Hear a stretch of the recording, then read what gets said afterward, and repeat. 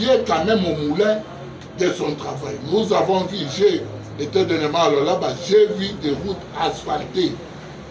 J'ai vu l'aéroport en train d'être construit. J'ai vu beaucoup de choses, que ce soit sur le plan agriculture, dont le gouverneur est en train de faire. J'ai vu le gouverneur mettre de la sécurité. Voilà, aujourd'hui, tous les clients veulent aller à là-bas, tout simplement parce qu'il y a quelqu'un qui veut faire de sa province un bijou. Mais si dans notre province, la ville province de Kinshasa, nous pouvons prendre l'exemple de cette excellente dame, ça pourrait amener aussi Kinshasa à être envié par d'autres provinces. Je cite aussi la province plutôt de Haut-Katanga dirigée par Jacques Kabila Kalpe, qui est en train de faire son travail, qui a construit l'Assemblée provinciale, qui a construit des routes et qui est en train de travailler sur la sécurisation de sa population. Mais revenons dans notre province, la ville province de Kinshasa, dont nous sommes habitants et techniquement. Nous trouvons qu'il n'y a rien qui s'est fait depuis que le gouverneur Daniel Bumba est là. Il n'y a rien, si ce n'est que des discours. Or, à ce moment ici, la population n'a pas besoin d'écouter les discours. Nous, les autres, nous avons été au four et moulin le 20 décembre, en prêchant le peuple de voter Félix Antoine Tshisekedi Tshilombo. Ce n'est pas pour que nous puissions retourner ou que le peuple commence à regretter le choix fait en votant son excellent Félix Antoine Tshisekedi Tshilombo. Maintenant, si vous êtes gouverneur, vous ne travaillez pas pour votre province, qui vous voulez qu'il puisse travailler pour votre province? Depuis qu'il est là, il ne fait rien. Depuis qu'il est là, on dirait la ville province de Kinshasa n'a pas un gouverneur. On dirait la ville province de Kinshasa n'a pas un vice-gouverneur. Et s'il y a la pluie aujourd'hui, on manque même au marché. Donc tous, on commence à porter même des bouts. Pourquoi? Parce qu'il n'y a pas de route. Parce qu'il n'y a pas de route. Et vous voyez le gouverneur aller dans un autre pays pour dire que non, je vais acheter un métro-bis pour la ville province de Kinshasa afin d'éradiquer l'embouteillage. Mais il n'y a pas encore de route. Il n'y a pas encore de route. Si peut-être on avait des routes là, on allait se dire oui. Où est le rôle des transports aujourd'hui? Il n'y a plus de transports sur la route. Pourquoi? Parce qu'il n'y a pas de route. Les routes sont impraticables. Voilà pourquoi nous interpellons le gouverneur Daniel Bumba. Nous lui demandons à ce qu'il travaille, à ce qu'il se mette au travail. Ce n'est pas le temps des discours. Ici, on n'a pas besoin des élections pour qu'il soit voté. Maintenant, nous devons travailler. C'est notre pouvoir et nous devons voir à ce que cette population a trouvé les quais de cause en votant plus de 70% Félix Antoine Tshisekedi Tshilombo aux élections. Donc, que le gouverneur Daniel Bumba se mette au travail, qu'il travaille, qu'il construit des routes et qu'on arrange les routes. Parce qu'on a déjà des routes. Si on peut reconstruire ou construire des routes secondaires et arranger nos routes, je pense que ce problème d'embouteillage sera éradiqué. Aujourd'hui, je me trouve même en difficulté de marcher avec le véhicule. Pourquoi? Parce que tu seras toujours dans l'embouteillage. Que tu veuilles ou pas, tu seras toujours dans l'embouteillage. Et comment pourrions-nous être dans les aires capitales où il y a tellement de embouteillages? Chaque jour, même à 7h, 6h, il y a de l'embouteillage. Donc nous demandons au gouverneur de Bumba de travailler sur cette question. Et deuxièmement, la question concernant l'urbanisme, parce qu'on voit que lorsqu'il y a la pluie, Kinshasa, donc partout, on ne peut pas marcher. Donc nous demandons au ministre de l'Urbanisme et de l'Habitat d'essayer de faire son travail pour que nous puissions quand même se sentir dans un pays où même la pluie peut pleuvoir et nous marchons comme il faut. Donc c'est un peu ça sur les gestions des provinces, si je pourrais citer que celle-là. Et aussi le gouverneur de l'Omami, il doit aussi travailler parce qu'en Lomami, il n'y a même pas de route. C'est honteux. C'est honteux. Il n'y a même pas de route. Donc si le gouverneur de l'Omami peut aussi se mettre au travail sur cette question. Parlons des questions des inégalités sociales. Nous trouvons que de jour en jour, on ne peut pas s'envaler la face parce que nous sommes de l'Union sacrée. On ne peut pas s'envaler la face parce qu'on soutient le président de la République. J'ai toujours dit que soutenir le président de la République, c'est faire le bien pour la population. C'est ça l'effet de soutenir le président de la République. Vous ne pouvez pas dire que vous soutenez le président de la République en faisant de mauvaises choses pour la population. Non, non. Soutenir le président de la République, nous devons faire de bonnes choses. Et la population doit se sentir que non, non, le président est en train de travailler. Parce que le président ne peut pas être gouverneur, le président ne peut pas être ministre, le président ne peut pas être premier ministre, mais il doit y avoir des personnes, des collaborateurs sincères qui doivent travailler pour que, à la fin du mandat du président de la République, qu'ils se sentent qu'il a fait ce qu'il faut. On ne veut pas que le président dise que depuis mon mandat, je manque même 15 personnes, comme l'avait dit le président Joseph Kabila. Nous voulons que le président, à la fin, qu'ils disent que non, non, j'avais des collaborateurs sérieux qui m'ont aidé à travailler pour amener le pays à l'émergence. Voilà, nous demandons au gouvernement ainsi qu'au ministre de faire le travail. Aujourd'hui, tu trouves un ministre qui se sent bien en voyageant, en allant dans des pays étrangers, et nous laisser, nous, en train de croupir. Vous l'avez même vu avec le conférence de gouverneurs qui s'est fait à Tanganyika, où tous les ministres ont voulu aller.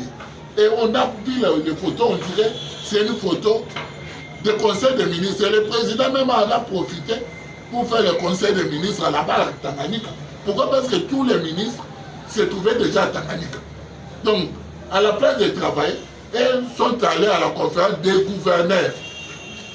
Le conférence des gouverneurs, tous les présidents doivent présider face au gouverneur, mais tu trouves les ministres sont là. Et aujourd'hui, vous trouvez un ministre qui se sent bien de voyager, aller en Belgique et aller faire ces choses sur les frais de l'État. C'est-à-dire, dans les frais de l'État, les ministres voyagent. Et qu'est-ce que nous, Congolais, nous gagnons? Qu'est-ce que nous, Congolais, nous gagnons? Voilà pourquoi nous demandons à ce que le gouvernement, Judith Soumino, travaille, parce que nous sommes en décembre et la population est en train de groupir. On doit se le dire. Nous ne pouvons pas nous mentir, mais nous devons nous dire la vérité, que cette population est en train de groupir. Donc il faut que le gouvernement travaille. Il faut que la population sente à ce que le panier manager est quand même bien. Mais aujourd'hui, vous voyez même les Congolais ne souhaitent même pas bonne Noël aux gens. Pourquoi? Parce que comment tu dois te souhaiter bonne Noël si tu ne vas pas fêter ce Noël? Donc, nous devons aider le président de la République à réussir dans son mandat. Si le président de la République réussit ce mandat, je pense que ça serait très bon. Je pense que nous avons été au feu au moulin en demandant à la population de voter Félix Antoine Tshisekedi comme président. Mais là, nous devons maintenant travailler parce que là, nous sommes des acteurs. Nous sommes l'exécutif. Donc, nous devons travailler à ce que cette population, celui qui est à Maleka, celui qui est à Mitendi, celui qui est au fond, qu'ils sentent que non, il y a un gouvernement responsable qui est en train de travailler pour que le peuple se sente bien. Parce que le président l'avait si bien dit lorsqu'il a descendu à Tanganyika, il a dit que le gouvernement ne donnera pas certainement de boulot à tout le monde. Nous devons créer des entrepreneurs, nous devons faire ceci, cela. Mais le président n'a qu'à dire, c'est à nous maintenant de l'appliquer. Le chef parle, la parole du chef, c'est une injonction chez nous. Donc lorsque le chef parle, nous, étant que gouvernement, nous devons appliquer cela. Mais si nous, étant que gouvernement, le président parle d'autre chose et sur le terrain, on ne sent pas ça. Et en 2028, nous viendrons avec un discours. Là, vous allez voir les gens qui sont aujourd'hui des ministres, demain changer de casquette et devenir des opposants. Maintenant, nous, on commence maintenant à défendre le bilan de ces gens-là. Comme c'était le cas de Moïse Katumbi en 2018, 19, 2020 et 2021. Donc, et après, c'est nous maintenant qui serons maintenant conséquents face au bilan de ces gens-là. Voilà pourquoi nous, étant que Pagette, nous tirons la sonnette à l'arme plutôt, pour dire au gouvernement de travailler, pour dire au gouvernement que le problème de la Constitution, révision ou changement de la Constitution, cela ne doit pas être un tabou dans notre pays. Tout Congolais a droit de réfléchir et surtout de penser comment faire émerger son pays, peut-être en changeant aussi les tests de la République. Et nous, PAJEC, Parti Génération pour le Majorité du Congo, nous disons que cette constitution est déjà obsolète. C'est une constitution qui doit être changée. Pourquoi ça doit être changé? Nous avons des raisons qui nous poussent à le dire. Première raison est que notre constitution ne parle pas clairement sur la question concernant la jeunesse. Si vous lisez l'article 42 de la Constitution, ça ne parle pas clairement de la question de la jeunesse. Donc nous voudrons que le nouveau constitution qui sera mis en place ou qui sera fait, que ce soit une constitution qui doit parler aussi clairement de la jeunesse, comme on parle de la question de la femme.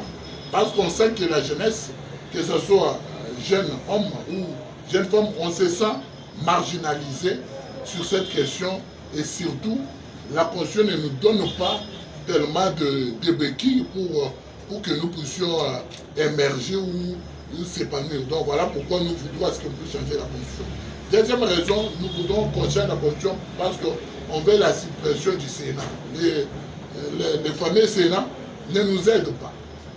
Pendant que c'est budgétivore, voilà pourquoi on s'est dit pourquoi pas rester dans un parlement à la place de bicaméral, que nous puissions quand même changer, qu'on puisse enlever le Sénat en restant avec la monocamérale qui est l'Assemblée nationale à l'UCF. Et aussi, nous voudrons les changements de la régime politique parce que vous savez, dans chaque État, il doit y avoir une régime politique. Dans notre État, nous avons la régime semi-présidentiel.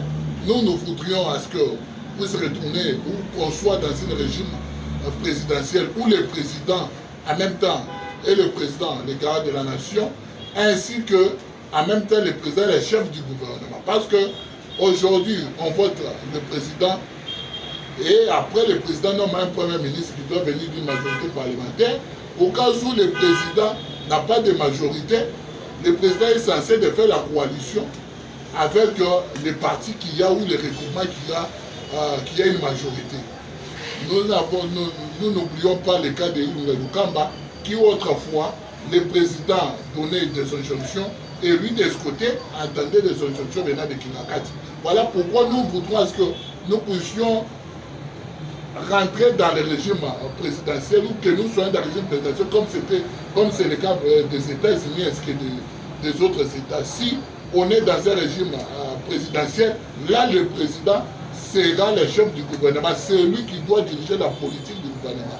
Mais dans ce cas, sous examen, nous trouvons que le président, il ne peut pas diriger le gouvernement, il n'est pas le chef du gouvernement. Le chef du gouvernement, c'est le Premier ministre.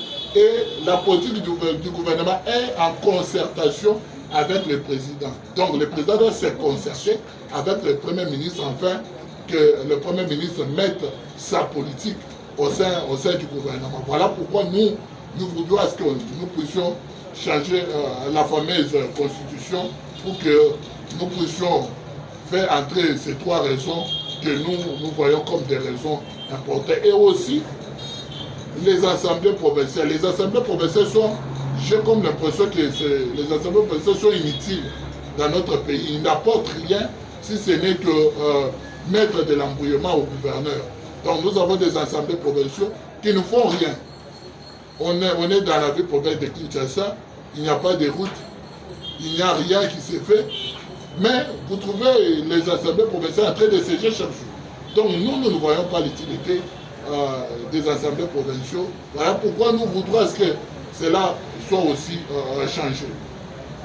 La question concernant les provinces, il y a des provinces qui travaillent mieux, auxquelles d'autres même d'entre nous veulent aller visiter ces provinces, mais il y a aussi des provinces dont les gouverneurs sont statiques, ils ne font rien pour les provinces.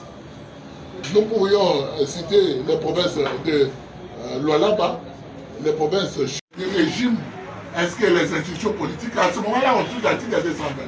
Lorsqu'on parle déjà des régimes présidentiels, c'est qu'on doit toucher l'article 220. Donc voilà, c'est pour cela, lorsqu'on touche l'article 220, pratiquement, on change la constitution selon les législateurs. Donc, on voit changer la constitution à donnant ou en ajoutant ses raisons.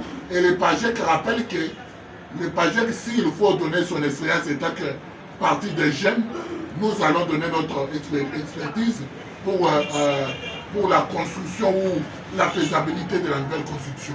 Maintenant, concernant le gouverneur que j'ai cité, je l'ai cité, cela ne veut pas dire que d'autres ne travaillent pas bien, mais j'ai cité les gouverneurs auxquels j'ai eu quand même à être dans les provinces. Je ne peux pas vous dire que dans cette maison, c'est bien si je n'ai pas même eu le temps de manger dans cette maison. Donc voilà pourquoi, comme j'ai été déjà dans ces provinces, voilà, c'est pour cela que je vous ai en train de vous dire qu'il y a des provinces qui sont en train de mieux faire, il y a d'autres provinces dont les gouverneurs ne font rien. Je vous ai parlé de l'Omami, j'ai été là. Voilà pourquoi je vous ai dit qu'il ne fait pas bien. Je ne vais pas parler de l'espace Katanga avec au Katanga Eskelolaba. Je vous ai dit qu'il fait bien. Donc, ce n'est pas le Diallo parce que le PAGEC, c'est un parti sentinelle, c'est un parti qui est du côté de la population. Il ne sera jamais dans un Diallo pour faire plaire à quelqu'un. Voilà pourquoi, étant de l'union sacrée, nous déplorons certains actes. Étant de l'union sacrée, nous saluons certaines initiatives. Donc, voilà, c'est un peu ça comme la pense.